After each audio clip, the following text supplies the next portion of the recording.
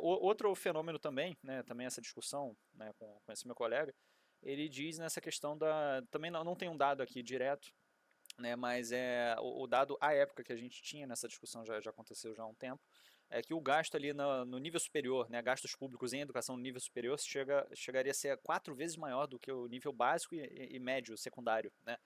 É, um país de exemplo nesse sentido seria a Coreia do Sul, né, onde o professor ali, você quer ganhar dinheiro, você quer ter uma carreira, né, mais bem paga, aqui a pessoa pensa, né, logo no médico, cirurgião, é, é, aquelas mais óbvias, até um concurso público, né, isso também é muito comum, também o pessoal da minha idade fala isso.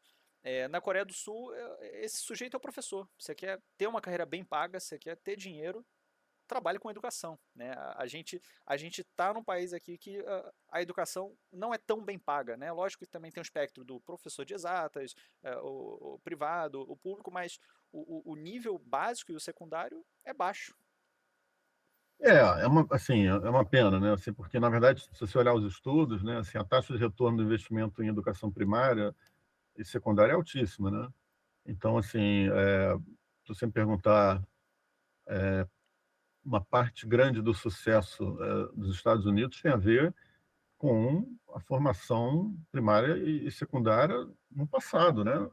Quando os Estados Unidos universalizou, a própria Argentina, que a gente falou no início da conversa aqui, se eu não me engano, foi em 1884, a data posso estar enganado, mas eles universalizaram, né? O nível educacional lá é altíssimo. Então, assim, você tinha que ter educação de qualidade, e para ter educação de qualidade você tem que ter professores muito bem formados e, claro, tem que ter muito bem remunerados, porque atrair talento, obviamente, né? Atrair e reter, né? Então, assim, eu já visitei escolas aqui municipais em áreas de risco e é muito complexo, entendeu? Você tem um professor ali, o cara está numa área de risco, e aí o salário é ruim, enfim, é complexo, entendeu? Você teria que ter ali, você tem risco de violência porque a vizinhança é muito complexa, né? E aí o cara ainda ganha mal. Então assim, é difícil, né, você manter, né?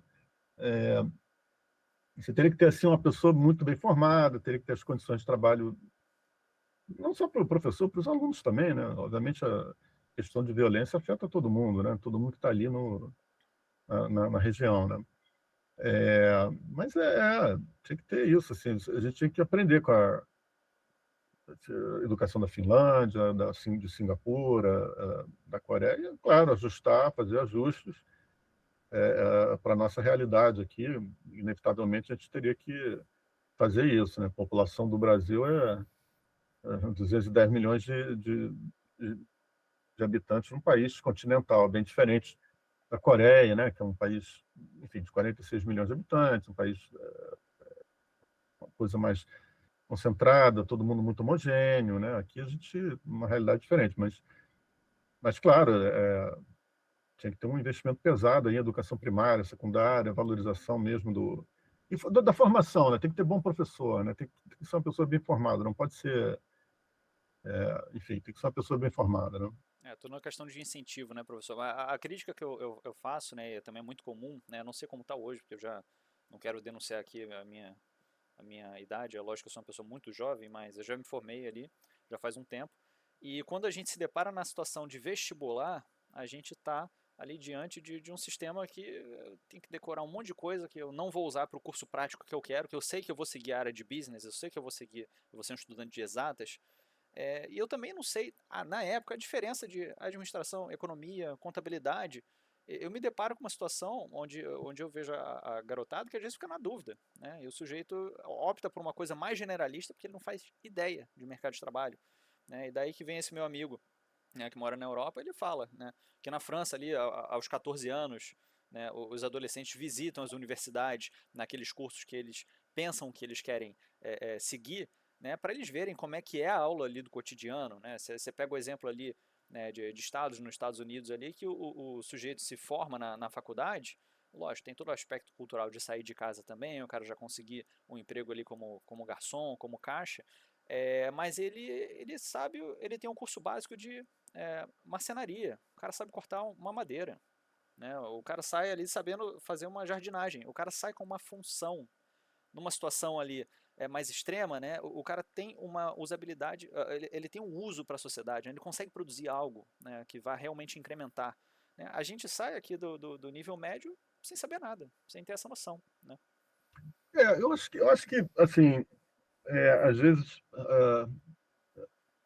acho que em determinado momento, a impressão que eu tenho é que houve uma ideia de que todo mundo tinha que fazer universidade, né?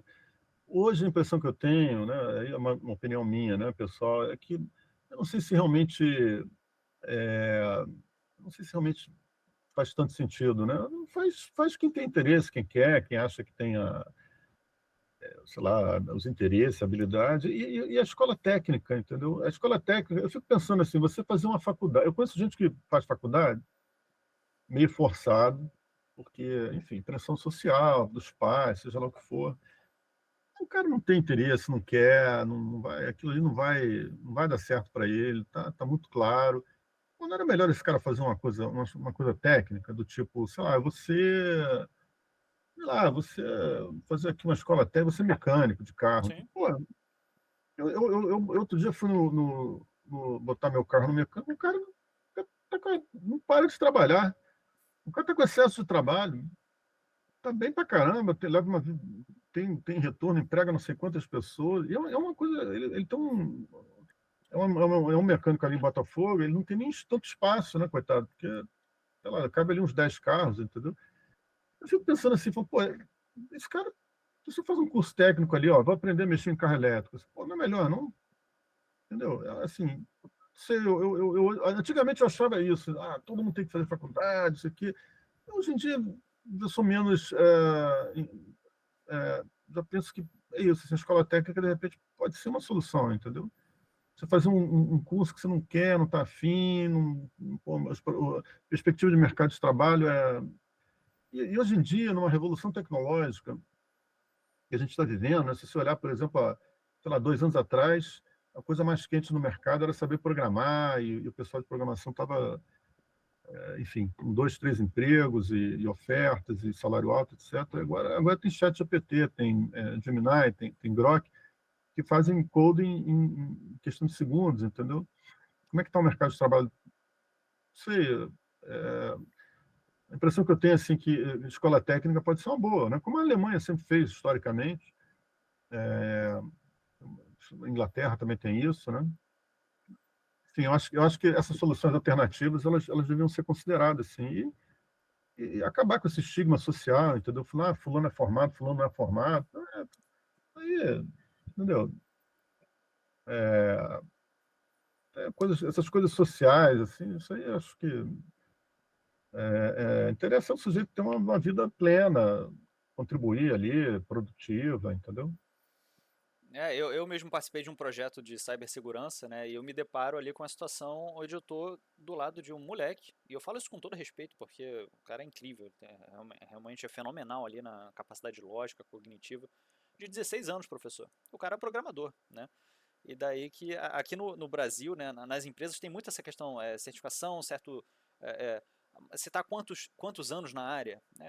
Lógico que é uma forma de você medir ali o currículo do cara, mas lá fora, na gringa, eles têm esse lance, tá, mas vamos fazer um teste aqui, quantas linguagens de programação você sabe? E às vezes um cara um moleque de 16 anos, ele de casa, desde os 14, lá nas férias da faculdade dele, que ele não da escola dele, que ele não está muito afim de seguir os estudos, o cara aprende, entendeu? E ele se qualifica rápido, né? Eu me deparo já com, porque eu também sou consultor econômico numa plataforma americana, né? Eles testam a sua habilidade, as suas skills, né? Não quantos anos, ele não quer saber quantos anos de experiência você tem, né?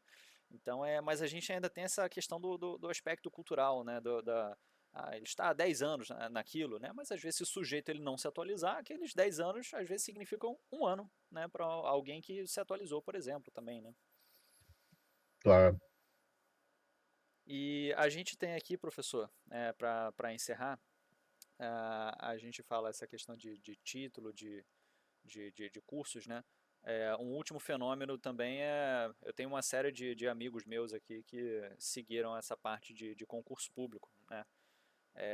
Está muito ligado ao íntimo do jovem mais ambicioso também, né? Essa questão de você querer, evidentemente, ganhar um salário mais alto, né? Mas tem um fenômeno ali que eu diria que é uma jabuticaba brasileira, né? Que às vezes o sujeito ele se forma em direito, por exemplo, e o cara vai prestar um concurso para o BNDES, né? Por conta do salário, né? Tem uma saturação muito grande, né, nessa área e ele vai para o salário. Quer dizer, a gente sai dessa questão ali do indivíduo que escolheu uma carreira porque ele gosta daquilo, que ele tem afinidade naquilo, o bem-estar dele está em trabalhar com aquilo, por conta de um salário mais alto. Ali ele faz uma migração, né? Então, também não sei como é que é lá fora, né? Mas aqui é uma coisa muito comum aqui no Brasil, né?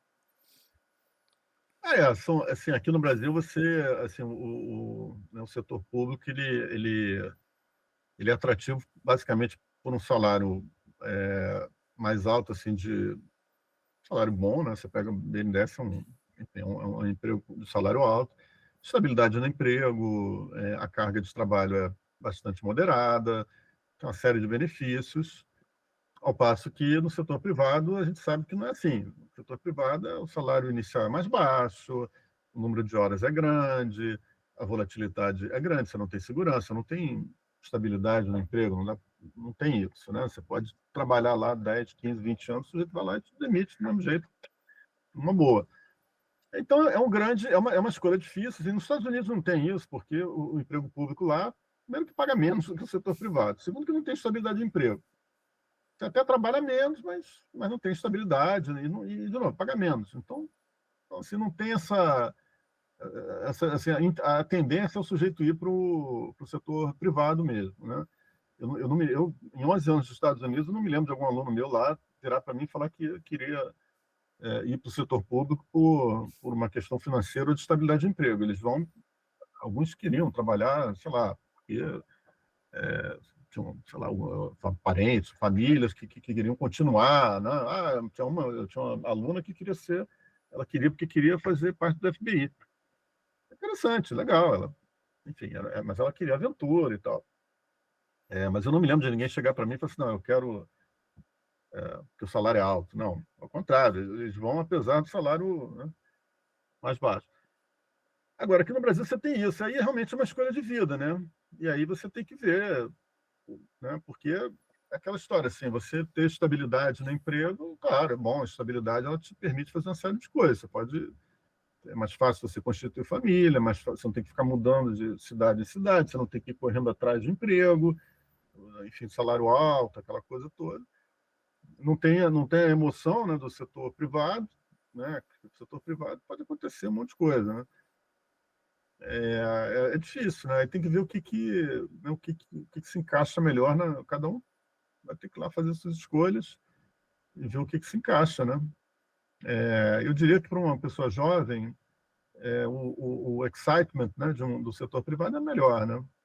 E para uma Concordo. pessoa mais madura, né? Se você vê uma pessoa que, sei lá, 50, 55 anos, você ter estabilidade é melhor, né?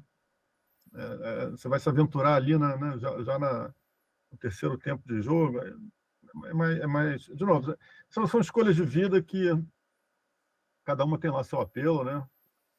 E, enfim. É, Mas, mas a impressão que eu tenho é que, por causa dessa situação fiscal do Brasil, o apelo de emprego público ele tende a diminuir ao longo do tempo, porque é insustentável, né?